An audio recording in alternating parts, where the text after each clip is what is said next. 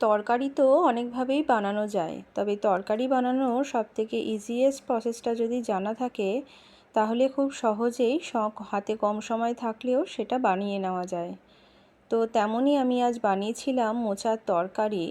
তো হাতে যেহেতু সময় খুব কম ছিল, খুব ইজি প্রসেসে আমি মোচার তরকারিটা বানিয়েছি। এটা বানানোর জন্য কোনো রকম নারকেল কোড়ানো বা ছোলা বাদাম কোনো কিছুই কিন্তু আমি অ্যাড করিনি। একদমই খুব কম সময়ে আমি এটা বানিয়ে ফেলেছিলাম। খেতেও কিন্তু খুব ভালো হয়েছিল। তো প্রসেসটা আমি আপনাদের সাথে আজকে শেয়ার করছি। তো প্রথমেই কুচনো মোচাগুলোকে সেদ্ধ করে নেব। একটা কুকারের মধ্যে সবটা নিয়ে তার মধ্যে একটু নুন আর জল দিয়ে প্রেসার কুকারে একটা বা দুটো সিটি মেরে নিলেই কিন্তু মোচা একদম সেদ্ধ হয়ে যাবে। নেক্সট মোচাগুলোকে জল ঝরিয়ে একদম জল থেকে নিংড়ে নিয়ে তবে কিন্তু তরকারিটা বানাতে হবে, না হলে জল জল থেকে থাকলে মোচার তরকারি কোনোভাবেই টাইট হতে চায় না। তো খুব ভালো মতো মোচাটা সিদ্ধ করার পর সাইডে আমি নিয়ে নেব সামান্য একটু ডাল। আমি মুগ ডাল অ্যাড করেছিলাম। তো নিয়ে নিয়েছি 2.5 চামচ মতো মুগ ডাল। না ভেজে এটাকে ডিরেক্ট সেদ্ধ করে নেব, হাফ বয়েল করে নেব, কিন্তু যাতে একটু জল জল থাকে সেরমভাবেই সেদ্ধ করতে হবে। নেক্সট তরকারি বানানোর জন্য নিয়ে নিয়েছি একটু সর্ষের তেল। তার মধ্যে দেব একটা তেজপাতা, একটা কাঁচা লঙ্কা আর একটা শুকনো লঙ্কা।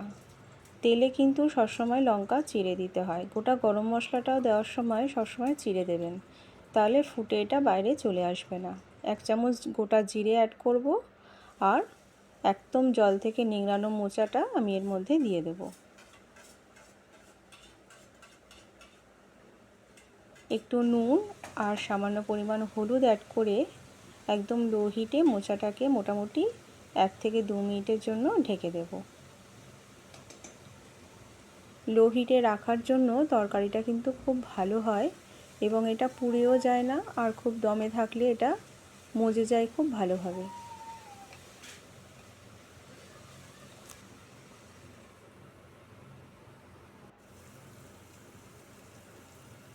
মোচাটা কিন্তু খুব ভালো মতো মজে গেছে।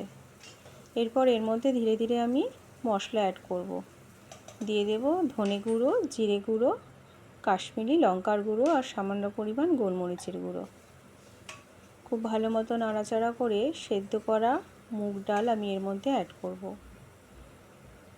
আর এই ডালটা অ্যাড করার জন্য আমাকে কিন্তু কোনো রকম জলও অ্যাড করতে হবে না এই তরকারিটা বানানোর জন্য।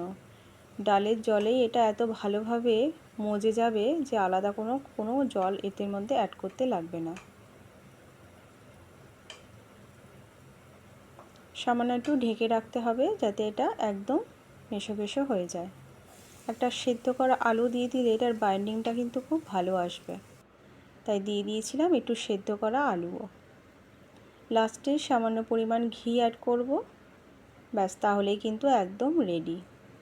এটা বানাতে আপনারা দেখতেই পারলেন খুবই কম সময় লাগে। অবশ্যই বাড়িতে একবার ট্রাই করে দেখবেন। এভাবে মোচার তরকারি কিন্তু খুব সহজেই বানিয়ে নেওয়া যায়। যেহেতু এদের মধ্যে অলরেডি ডাল অ্যাড করা আছে, তাই আলাদা করে কিন্তু ডাল বানানোরও কোনো প্রয়োজন নেই তরকারির সাথে খাওয়ার জন্য।